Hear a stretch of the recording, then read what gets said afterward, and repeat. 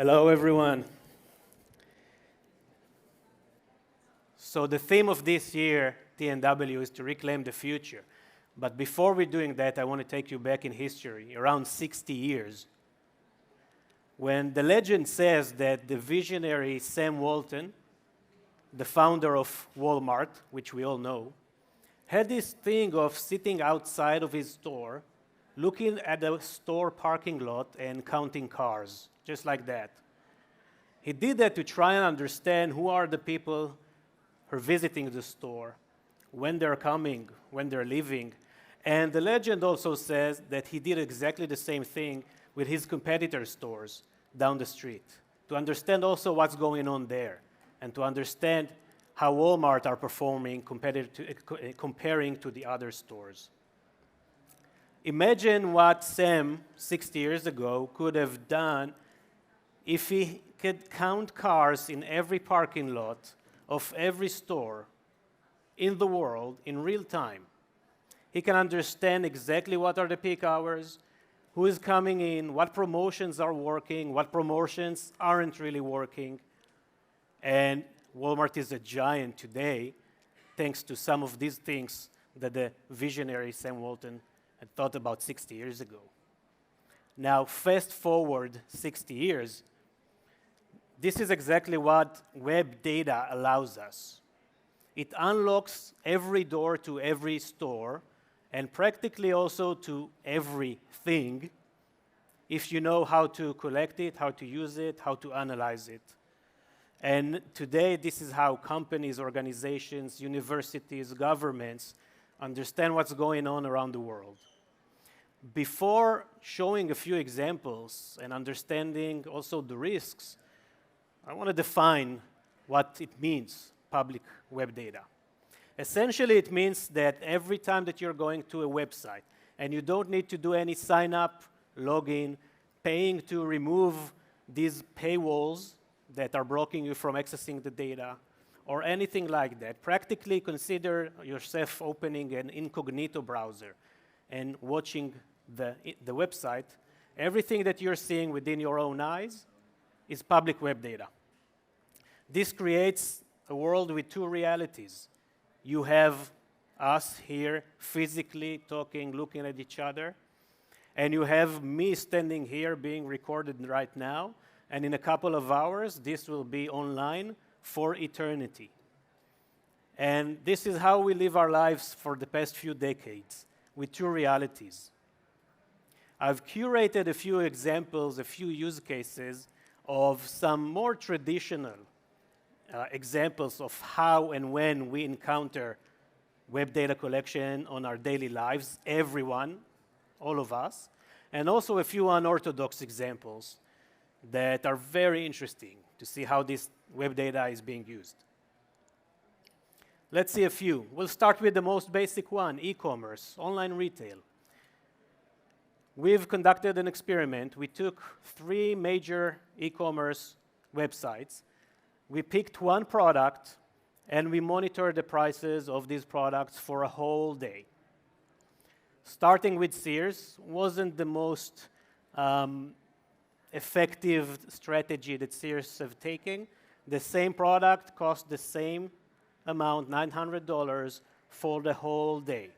It probably means that they didn't practice Sam Walton's strategy of trying to understand what others are doing and then get real-time decisions to make sure you're better.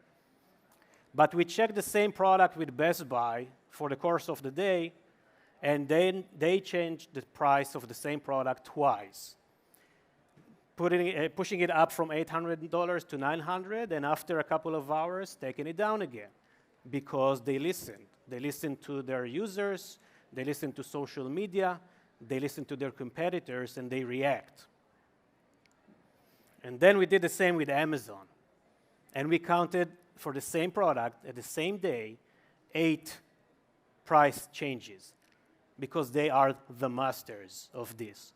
And they are practically counting every car in every parking lot, but instead doing that physically, they're doing it virtually.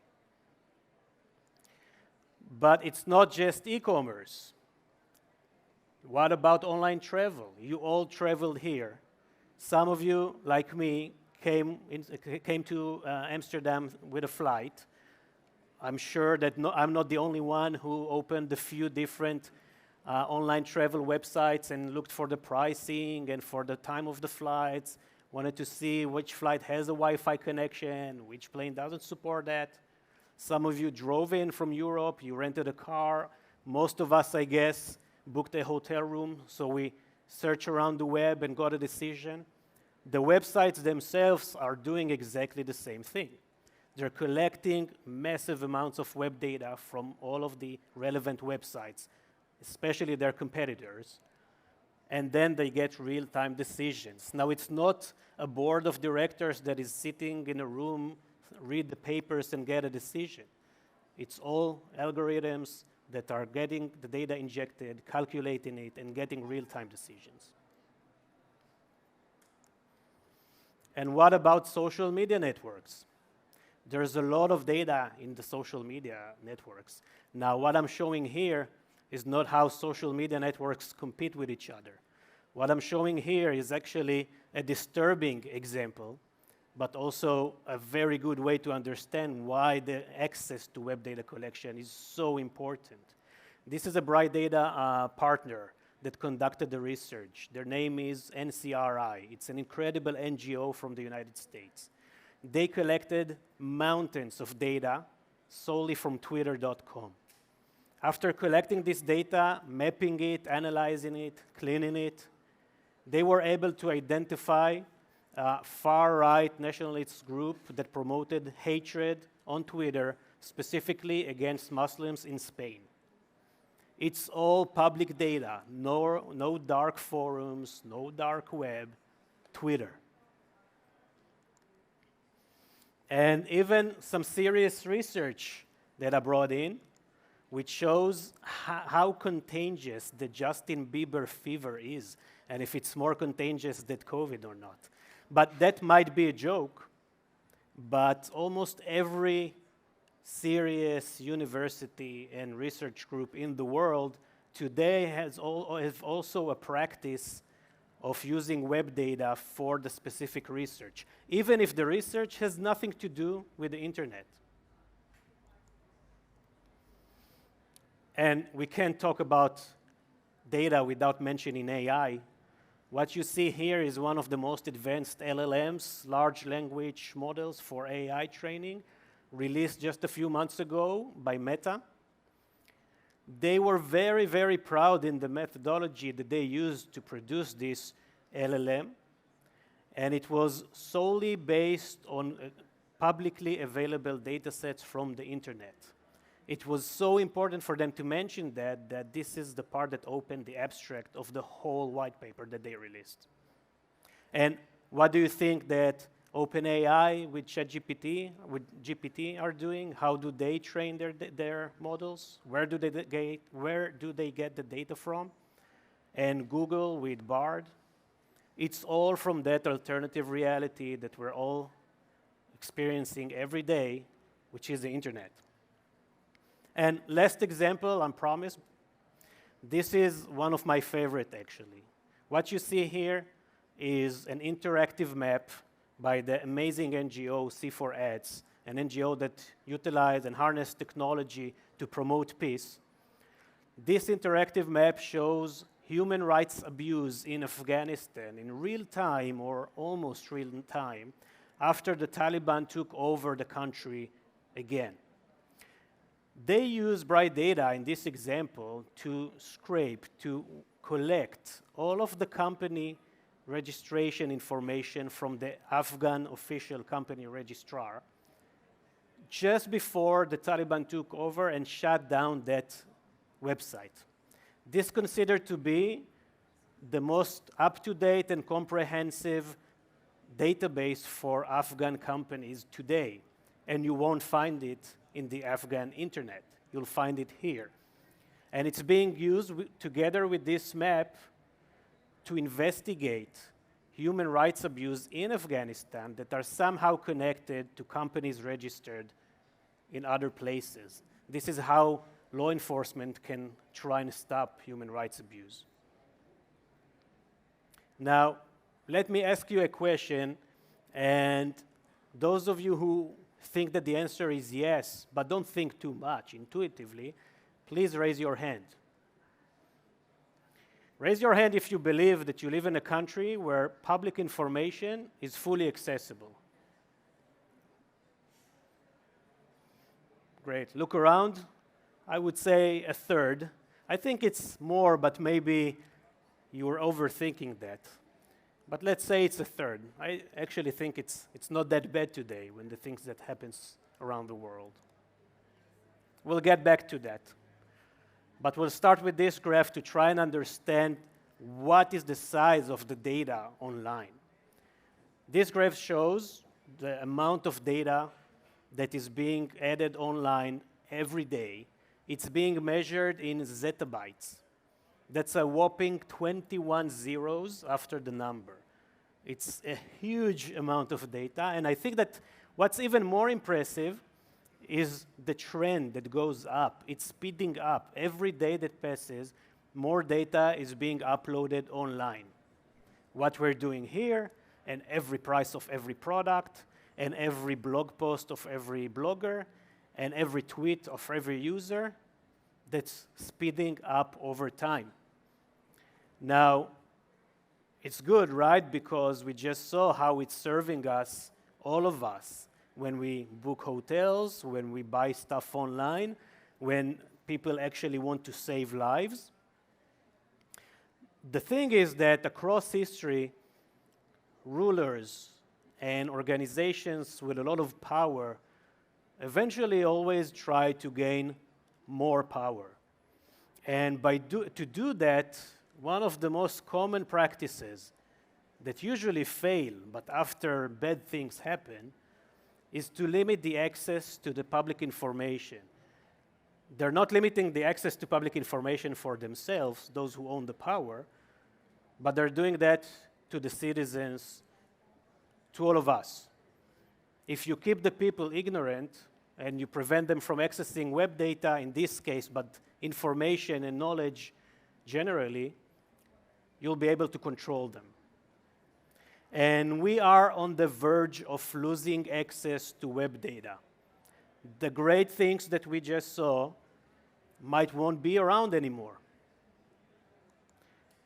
Think of the implications that Twitter, for example, and we saw one example related to them, make sure that no one can see the public information. And again, I'm talking about public information, my information, the information that belongs to me, to you, to all of us, can't be accessed anymore because it's not public anymore. You have to log in, you have to sign up. Now, actually, it happened 2 months ago. Twitter decided that all of the search results, when you go into Twitter and search something, will be after a login process. That's new. It was never the case. Never. And now it's already the case. And the amount of public web data online has reduced. It went down. And that's hindering companies from training their AI models, and it's hindering companies from communicating to their audience, from listening to what their consumers are saying, and it's hindering organizations from mapping those bad groups that are trying to promote bad things online. And what if Meta will do the same? Or is it already happening? And what if Google will do the same and other search engines? Or is it already happening? It might. In some places it is. And what if governments will do the same? We just saw what happened in Afghanistan. To understand if the company history and what's going on with the company in Afghanistan, unlike in any other place in the world, you can't. You need to use another NGO that for some reason collected this data because it's important. But we don't need to go that far. It happens also in Western companies. And this is the trend that we're seeing. Instead giving more power to the people, instead giving more knowledge and data and access to data to all of us, the exact opposite is happening in the past 2 years. So some of us raised our hands a few minutes ago. I hope that in a year from now, we'll be able to ask this question again, and more hands will be up and not the opposite. But honestly, I'm not sure what will be the situation. But there is hope. First of all, because if we think about history, no one in the history of humanity was ever able to put the knowledge in a place that it won't be accessible for long. You know, some try to burn books, some try to burn the whole library, but no one in the course of history was able to prevent access to data, not for long, and for sure not in the internet. But the risk is real. The risk is real. And there's something that anyone can do. First of all is to be aware to what is going on. Second thing is to talk about it and make sure that you gain access to data. And that if one day you're trying to reach to Wikipedia and it's not available anymore, to acknowledge that this is wrong. And you know what? This specifically happens once in a while in Western countries when there's elections and things like that. And there's also an actual thing that you can do right now. This is just one example out of many. It's our own app, but you can find also other apps that are doing similar things that can help you, help organizations, researchers, universities, also commercial companies to bypass censorship by turning your own device into a proxy device. And then it's unstoppable. That's an application that's called Be Right that turns your device, when you allow it to do it, to that proxy device that will help overcome censorship. And one of the coolest parts in it is that it will also plant a tree on your behalf for every gigabyte that is passing through your device. So there is what everyone here can do. And I want to thank you for listening, and I want to ask you to make sure that all of us keep public web data public. Thank you.